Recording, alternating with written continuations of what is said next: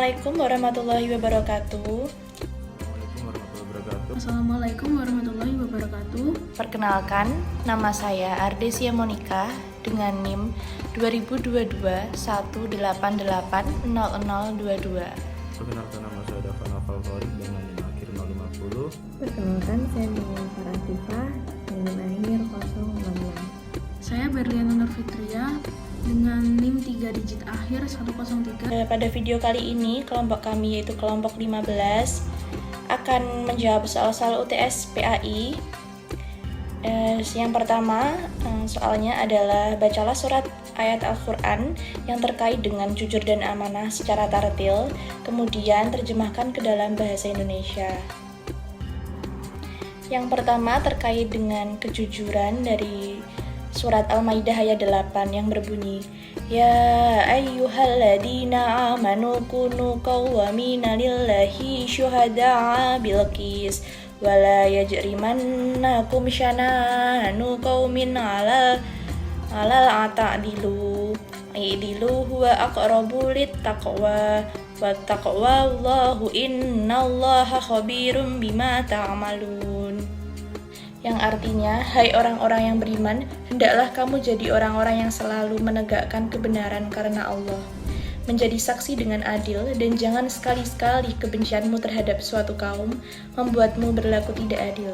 Berlaku adillah, karena adil itu lebih dekat kepada takwa, dan bertakwalah kepada Allah, sesungguhnya Allah Maha mengetahui apa yang kamu kerjakan.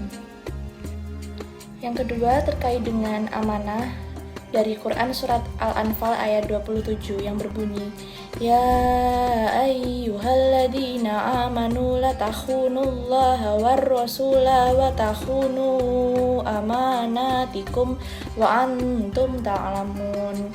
Yang artinya, wahai orang-orang yang beriman, janganlah kamu mengkhianati Allah dan Rasul, dan juga janganlah kamu mengkhianati amanat yang dipercayakan kepadamu, sedang kamu mengetahui. Selanjutnya, pertanyaan yang kedua, jelaskan indikator seseorang yang kokoh memegang amanah. Yang pertama, jujur. Jujur merupakan ciri pertama orang yang memiliki dan menerapkan sifat amanah dalam tindakan hariannya. Mengapa demikian? Orang yang amanah bisa menyampaikan informasi sesuai dengan bentuk aslinya, tidak ada yang ditambahkan ataupun dikurangi secara makna. Yang kedua, tanggung jawab. Tidak hanya jujur, orang yang mempraktikkan sifat amanah dalam perilaku sehari-harinya dapat dipastikan memiliki rasa tanggung jawab.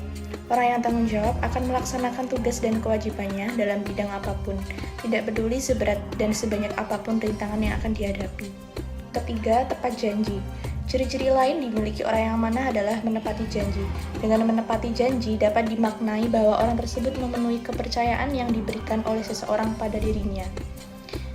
Keempat, tegas.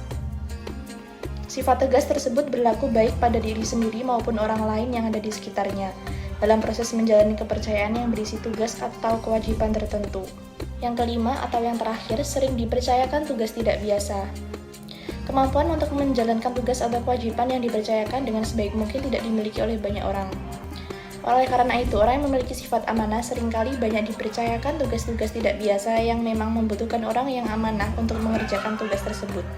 Di sini saya akan menjawab pertanyaan PAI nomor 2 mengenai pengertian adil dan keadilan berdasarkan etimologis dan terminologis. Pertama, adil berdasarkan etimologis atau asal-usul bahasa berasal dari kata bahasa Arab, yaitu adilun al-adl, yang memiliki arti sama, seimbang, jujur, berada di tengah, lurus, dan tidak berat sebelah. Lalu untuk terminologis atau secara istilah, adil ialah sikap yang bebas dari perlakuan ketidakjujuran ataupun diskriminasi. Selanjutnya untuk keadilan ialah sesuatu yang seharusnya diberikan kepada yang berhak menerimanya, atau sama dengan kita menjaga hak-hak sesama manusia dengan menyetarakan atau menyamakan perlakuan. Selanjutnya adalah membaca surat Al-Maidah ayat 8 beserta artinya. Bismillahirrahmanirrahim. Ya ayyuhalladzina amanu kunu qawwamina lillahi syuhada'a bil qist wa yajrimannakum syana'an qaumin ala ta'dilu i'dilu huwa aqrabu littaqwa wattaqullaha innallaha khabirun bima ta'malun. Yang memiliki arti, wahai orang-orang yang beriman, jadilah kamu sebagai penegak keadilan karena Allah menjadi saksi dengan adil. Dan janganlah kebencianmu terhadap suatu kaum mendorong kamu untuk berlaku tidak adil. Berlaku adillah, karena adil itu lebih dekat kepada takwa, dan bertakwalah kamu kepada Allah Subhanahu wa Ta'ala. Sungguh Allah Maha mengetahui terhadap apa yang kamu kerjakan. Di sini saya akan menjelaskan makna Tuhan dalam perspektif filosofis. Makna Tuhan dalam perspektif filosofis dalam pandangan Aristoteles menyatakan bahwa seluruh kenyataan bergerak antara dua kutub abstrak, yaitu materi yang tak terbentuk dan forma yang tak bermateri. Disinilah yang bisa disebut Tuhan. Tuhan tersebut bukan bentuknya materi, tapi realitas saja. Ia juga roh murni, pikiran semata. Ia tidak dapat memikirkan dunia, hanya memikirkan dirinya sendiri, dan dia puas dengan dirinya sendiri. Tidak mempunyai korelasi sedikit pun pada dunia. Aristoteles sedikit pun tidak mengenal Tuhan yang menjadikan langit dan bumi. Tuhannya merupakan Tuhan para filosofus dan bukan Tuhannya para nabi. Sedangkan Al-Kindi mengungkapkan bahwa Tuhan merupakan wujud yang sesungguhnya, bukan berasal dari sesuatu yang tidak menjadi ada. Allah tidak mungkin ada. Allah tidak mungkin tidak ada, dan selamanya ada dan akan tetap selalu ada. Allah merupakan wujud yang sempurna dan tidak didahului wujud lain. Selanjutnya saya akan menjelaskan perspektif Tuhan dalam teologis. Masalah ketuhanan, kebenaran, dan keberagaman harus dicarikan penjelasannya dari sesuatu yang dianggap sakral dan dikultuskan karena dimulai dari atas atau dari Tuhan sendiri melalui wahyunya. Artinya kesadaran tentang Tuhan, baik buruk, cara beragama hanya bisa diterima kalau berasal dari Tuhan sendiri. Tuhan memperkenalkan dirinya konsep baik buruk dan cara beragama kepada manusia melalui berbagai kenyataan, baik yang dikenal sebagai kenyataan umum seperti penciptaan alam semesta, pemilihan alam, dan penciptaan semua makhluk. Kita akan menjawab pertanyaan nomor 4 dari UTS PAI. Nomor 4A, jelaskan perbedaan dan persamaan antara akhlak, etika, dan moral. Perbedaannya, pada akhlak memiliki tolak ukur yaitu pada Al-Quran dan As-Sunnah.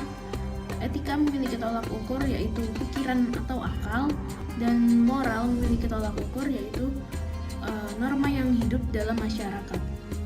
Lalu akhlak, etika, dan moral memiliki persamaan, yaitu persamaan yang pertama membahas tentang ide, tujuan, alasan, atau motif perilaku.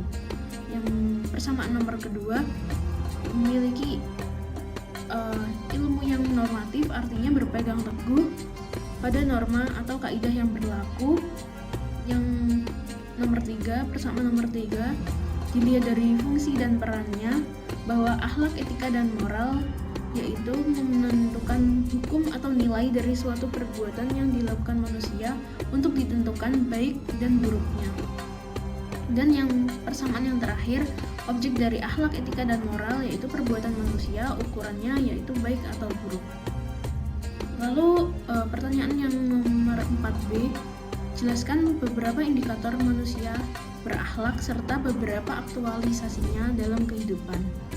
Indikator manusia berakhlak menurut Al-Ghazali adalah tertanamnya iman dalam hati dan teraplikasinya takwa dalam perilaku. Sebaliknya, manusia yang tidak berakhlak adalah manusia yang ada nifak, kemunafikan di dalam hatinya sehingga tidak ada kesesuaian antara hati dan perbuatan. Contohnya dalam sehari-hari, manusia memiliki budaya malu dalam interaksi dengan sesamanya, tidak menyakiti orang lain, benar dan jujur dalam ucapannya, tidak banyak bicara tapi banyak berbuat, penyabar dan bijaksana. Pada nomor 5A, jadi pengertian akidah adalah sebuah ikatan atau kepercayaan kuat dalam diri seseorang terhadap apa yang diimaninya. Di dalam Islam, akidah meliputi keimanan kepada Allah SWT beserta sifat-sifatnya. Lalu ruang lingkup akidah terdapat 4, yaitu yang pertama ilahiyat, pembahasan akan segala hal atau segala sesuatu yang memiliki hubungan dengan ilahi seperti wujud Allah dan sifat-sifat Allah. dan lain sebagainya. Yang kedua, nubuat, pembahasan mengenai segala sesuatu yang memiliki hubungan dengan Nabi dan Rasul, termasuk pembahasan mengenai kitab Allah, mukjizat, dan lain sebagainya. Yang ketiga, rohaniyat, pembahasan mengenai segala sesuatu yang berhubungan dengan alam metafisika seperti malaikat, jin, iblis, setan, roh, dan lain sebagainya. Dan yang terakhir, sam'iyat, pembahasan akan segala sesuatu yang hanya bisa diketahui melalui dalil nakli berupa Al-Quran dan As-Sunnah, seperti halnya alam barzah akhirat, azab kubur, tanda-tanda kiamat, surga dan neraka, dan lain sebagainya. Selanjutnya saya akan menjelaskan pengertian syariah dan ruang lingkup syariah. Yang pertama, pengertian syariah. Pengertian syariah atau aspek norma yaitu ajaran mengatur perilaku seorang pemeluk agama Islam. Menurut Haji Muhammad Daud Ali, yang dimaksud dengan syariat atau ditulis juga syariah secara harfiah adalah jalan ke sumber mata air, yakni jalan lurus yang harus diikuti oleh setiap muslim. Syariat memuat ketetapan Allah dan ketentuan Rasulnya, baik berupa larangan maupun berupa suruhan, meliputi seluruh aspek hidup dan kehidupan manusia. Selanjutnya saya akan menjelaskan ruang lingkup syariah. Ruang lingkup syariah yang sesungguhnya yaitu mencakup keseluruhan ajaran Islam, baik yang berkaitan dengan akidah, ibadah, akhlak, dan termasuk diantaranya adalah muamalah yang mengatur tentang peraturan atau sistem kehidupan manusia. Sekian, terima kasih. Sekian dari saya, terima kasih. Assalamualaikum warahmatullahi wabarakatuh.